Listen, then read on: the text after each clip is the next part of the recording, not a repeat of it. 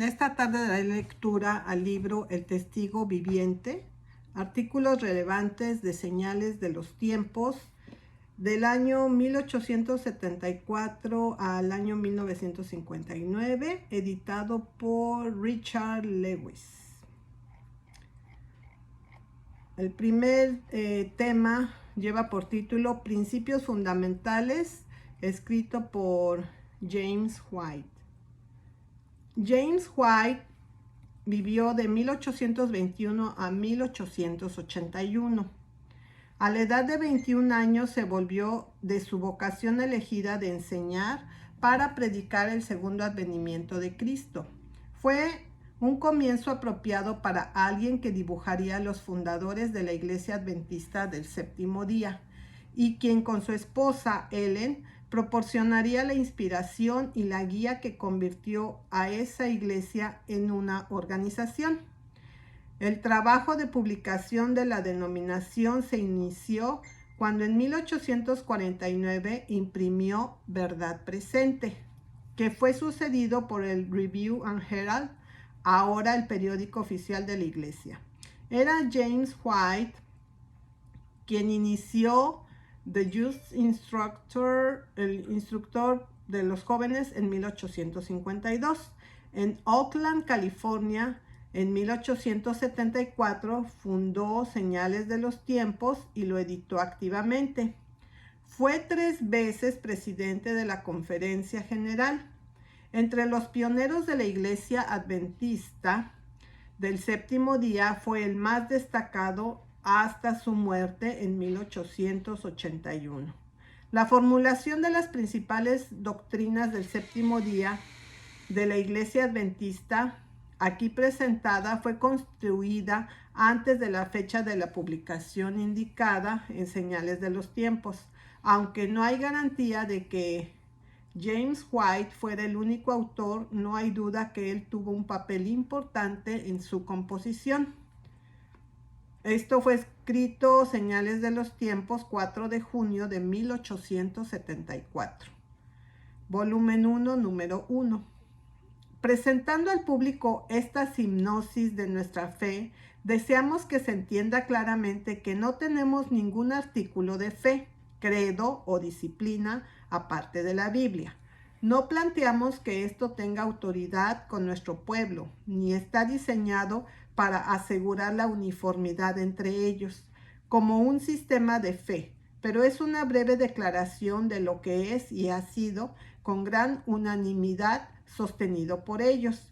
A menudo lo consideramos necesario para atender consultas sobre este tema y a veces para corregir las declaraciones falsas que circulan contra nosotros y eliminar impresiones erróneas que han obtenido con aquellos que no he tenido la oportunidad de familiarizarme con nuestra fe y práctica. Nuestro único objetivo es satisfacer esta necesidad. Con estas observaciones pedimos la atención del lector en las siguientes proposiciones que pretenden ser una declaración concisa de las características más destacadas de nuestra fe.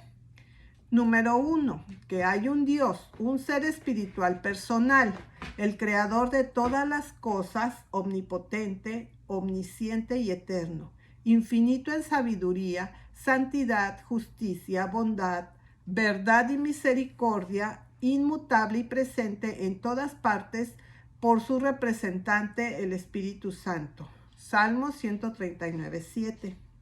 Número 2. Que hay un Señor Jesucristo e Hijo del Padre Eterno, aquel por quien Dios creó todas las cosas y en quien consisten, que tomó sobre él la naturaleza de la simiente de Abraham para la redención de nuestra raza caída, que habitó entre los hombres lleno de gracia y verdad, vivió nuestro ejemplo, como se indica en el primer párrafo de este artículo, los principios fundamentales. No se consideró como un credo, sino más bien como una hipnosis de creencias actuales, generalmente sostenidas por los adventistas del séptimo día.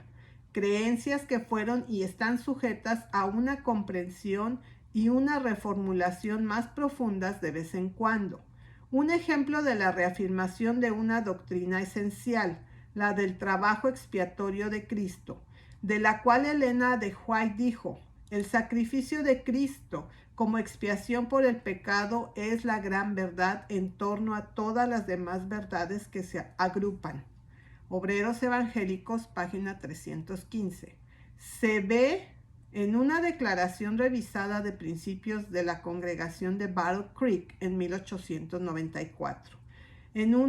Muchos de los líderes de la iglesia residían en Battle Creek en ese momento, de modo que la revisión presentada bajo el título "Algunas cosas que los adventistas del séptimo día creen" puede considerarse representativo.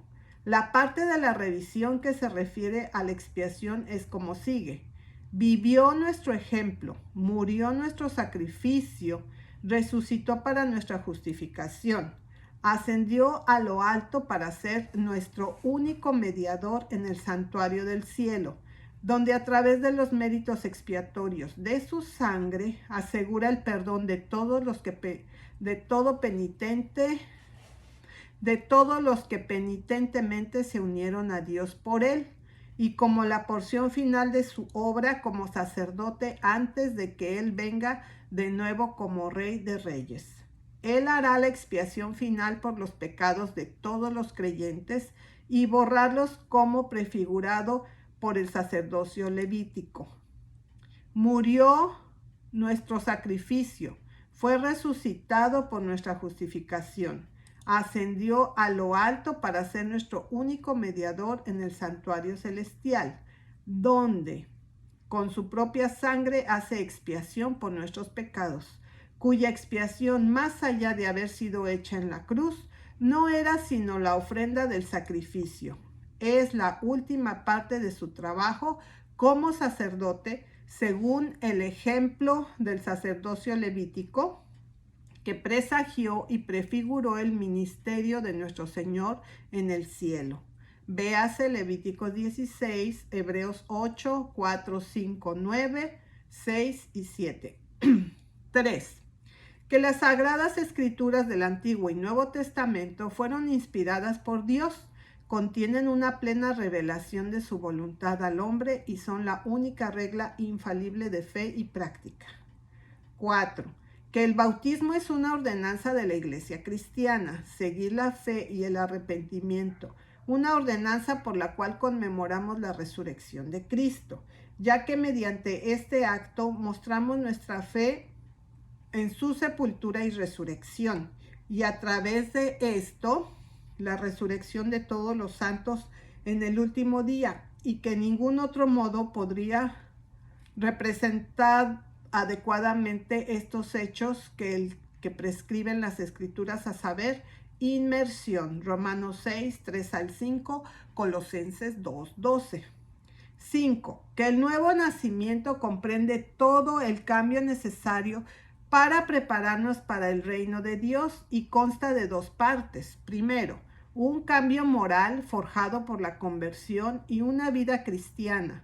Segundo, un cambio físico en la segunda venida de Cristo, por el cual, si estamos muertos, resucitamos incorruptibles, y si vivimos, seremos cambiados a la inmortalidad en un momento, en un abrir y cerrar de ojos. Juan 3, 3, 5, Lucas 20, 36. 6. Creemos que la profecía es parte de la revelación de Dios al hombre, que está incluida en esta escritura, que es provechosa para instrucción, segunda de Timoteo 3:16, que está diseñada para nosotros y nuestros hijos, Deuteronomio 29:29, que tan lejos de estar envuelta en un misterio impenetrable, es lo que especialmente constituye la palabra de Dios, una lámpara a nuestros pies y una luz para nuestro camino. Salmo 119, 105, segunda de Pedro 1:19. Que una bendición se pronuncia sobre aquellos que le estudian. Apocalipsis 1, 1 al 3. Y que en consecuencia debe entenderse por el pueblo de Dios lo suficiente para mostrarle su posición en la historia del mundo y los deberes especiales requeridos en sus manos. 7. que la historia del mundo de fechas específicas en el pasado, el ascenso y caída de los imperios y la sucesión cronológica de los acontecimientos hasta el establecimiento del reino eterno de Dios, se describen en numerosas grandes cadenas de profecía y que estas profecías ahora se cumplen, todas excepto las escenas del cierre. 8. Que la doctrina de la conversión del mundo y del milenio temporal es una fábula de estos últimos días, calculada para arrullar a los hombres en un estado de seguridad carnal y hacerlos ser alcanzados por el gran día del Señor como por un ladrón en la noche, que la segunda venida de Cristo debe preceder, no seguir después del milenio, porque hasta que el Señor aparezca, el poder papal con todas sus abominaciones ha de continuar. El trigo y la cizaña crecen juntos, y los malvados y los seductores irán de peor a peor, como declara la palabra de Dios. 9. Que el error de los adventistas en 1844 se refería a la naturaleza del evento que sucedería, pero no al tiempo. No se da ningún periodo profético para llegar al segundo advenimiento, pero que el más largo periodo de tiempo, los 2300 días de Daniel 8:14, terminó en ese año y nos trajo a un evento llamado la purificación del santuario. 10. Que el santuario del nuevo pacto es el tabernáculo de Dios en el cielo, del cual Pablo habla en Hebreos 8 y en adelante, del cual nuestro Señor como gran sumo sacerdote es ministro, que este santuario es el antitipo del tabernáculo mosaico y que la obra sacerdotal de nuestro Señor conectada con ello es el antitipo del trabajo de los sacerdotes judíos de la dispensación anterior, Hebreos 8, 1 al 5.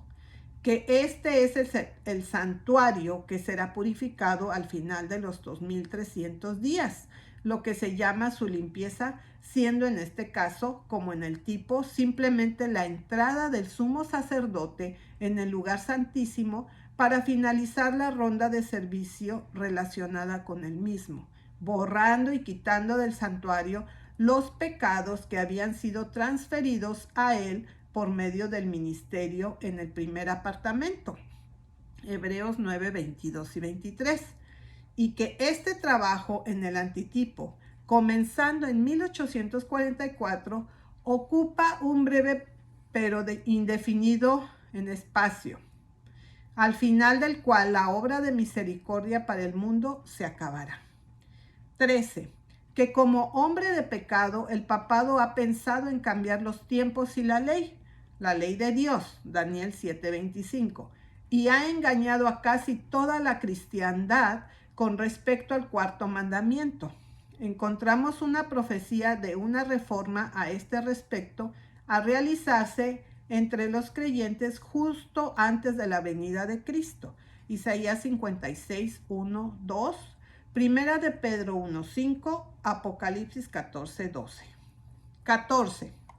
Que como el corazón natural o carnal está enemistado con Dios y su ley, esta enemistad solo puede ser subyugada por una transformación radical de los afectos, el intercambio de principios santos, que esta transformación sigue al arrepentimiento y la fe, es la obra especial del Espíritu Santo y constituye regeneración o conversión.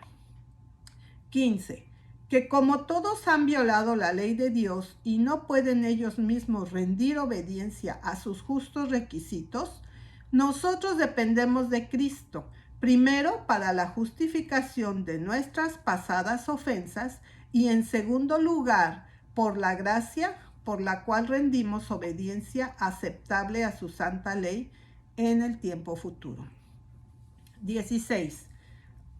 Que se prometió que el Espíritu de Dios se manifestaría en la iglesia a través de ciertos dones, enumerados especialmente en 1 Corintios 12 y Efesios 4, que estos dones no son diseñados para reemplazar o tomar el lugar de la Biblia, la cual es suficiente para hacernos sabios para la salvación, Nada menos que la Biblia puede tomar el lugar del Espíritu Santo, que al especificar los diversos canales de su operación, ese Espíritu Santo simplemente hizo provisión para su propia existencia y presencia con el pueblo de Dios hasta el fin de los tiempos, para llevar a una comprensión de esa palabra que había inspirado, para convencer de pecado, y obra una transformación en el corazón y en la vida, y que aquellos que niegan al Espíritu Santo, su lugar y operación,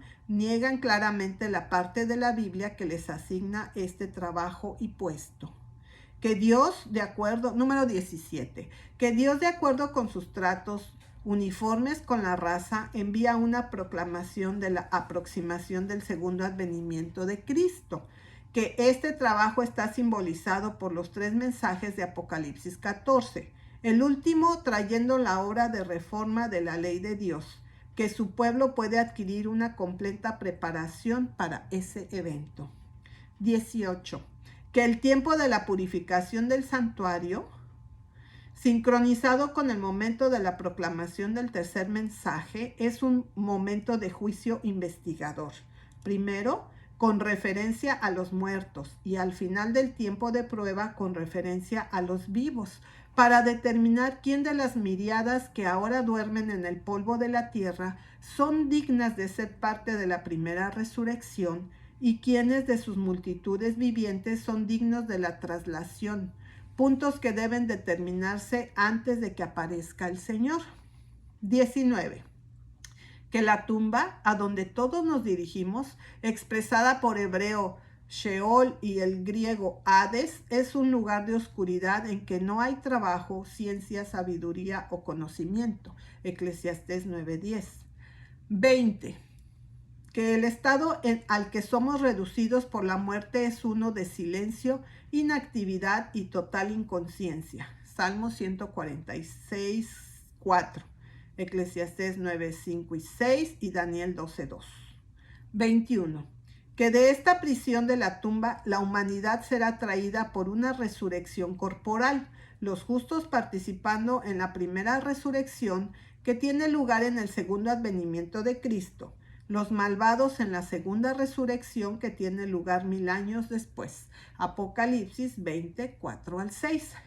22. Que en la última trompeta los justos vivientes serán cambiados en un momento, en un abrir y cerrar de ojos, y con los justos resucitados serán arrebatados para encontrarse con el Señor en el aire y para siempre estar con Él. 23. Que estos inmortalizados luego son llevados al cielo, a la Nueva Jerusalén, la casa del Padre, en la que hay muchas mansiones. Juan 14:13. Donde reinan con Cristo 1000 años, juzgando al mundo y a los ángeles caídos, es decir, repartiendo el castigo a ejecutar sobre ellos al final de los 1000 años. Apocalipsis 20:4 y 1 Corintios 6:2 y 3. Que durante este tiempo la tierra yace en una condición desolada y caótica. Jeremías 4:20 al 27. Descrito como al principio por el término griego abusos, pozo sin fondo. Septuaginta de Génesis 1:2. Y que aquí Satanás está confinado durante los 1000 años, Apocalipsis 20:1 y 2, y aquí finalmente destruido, Apocalipsis 20:10, Malaquías 4:1. El teatro de la ruina que ha forjado en el universo, siendo apropiadamente hecho por un tiempo su lúgubre prisión y luego el lugar de su ejecución final. 24. Que al final de los 1000 años, el Señor desciende con su pueblo y la Nueva Jerusalén. Apocalipsis 21:2. Los muertos inicuos resucitan y suben a la superficie de la tierra aún no renovada, y se reúnen alrededor de la ciudad, el campamento de los santos. Apocalipsis 20:9. Y el fuego desciende de Dios del cielo y los devora. Son luego consumidos, raíz y rama. Malaquías 4:1. Convirtiéndose como si no hubieran existido. Abdías 15:16. En esta destrucción eterna de la presencia del Señor, segunda de Tesalonicenses 1:9, Los malvados se enfrentan al castigo eterno amenazado contra ellos. Mateo 25:46. Esta es la perdición de los impíos. El fuego que los consume es el fuego por el cual los cielos y la tierra, que son ahora, se guardan en el almacén que derretirá incluso los elementos con su intensidad y purgarán la tierra de las más profundas manchas de la maldición del pecado. Segunda de Pedro 3, 7 al 12. Y 25, que cielos y tierra nuevos brotarán por el poder de Dios de las cenizas del antiguo, para hacer junto con la nueva Jerusalén por su metrópoli y capital la herencia eterna de los santos, el lugar donde los justos habitarán por siempre. Segunda de Pedro 3:13, Salmos 37:11, Salmos 37:29 y Mateo 5.